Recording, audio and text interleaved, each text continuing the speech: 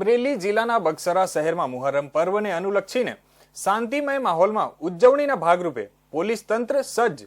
1 DYSP, 2 PI, 3 PSI સહિત 50 police staff દ્વારા પૂરતો બંદોબસ્ત ગોઠવવામાં આવ્યો છે। અમરેલી જિલ્લા પોલીસ અધિક્ષક હિમકરસિંહના માર્ગદર્શન હેઠળ બગસરા પોલીસ સ્ટેશન દ્વારા મોહરમ પર્વને અનુલક્ષીને પોલીસ દ્વારા બંદોબસ્ત ગોઠવવામાં આવ્યો છે। ત્યારે બગસરા પોલીસ સ્ટેશન ખાતે ડીવાયએસપી સોલંકીએ જણાવ્યું હતું કે હાલ બગસરા શહેરમાં મોહરમ પર્વને અનુલક્ષીને શાંતિમય માહોલમાં ઉજવણી થાય તેવા હેતુ અન્વયે 1 ડીવાયએસપી, 2 પીઆઈ, 3 પીએસઆઈ સહિત 50 પોલીસ જવાનો સાથે ટીઆરબી અને જીઆરડી દ્વારા ટીમને તૈનાત કરી શહેરના વિવિધ વિસ્તારમાં સઘન પેટ્રોલિયમ હાથ ધરવામાં આવ્યું છે।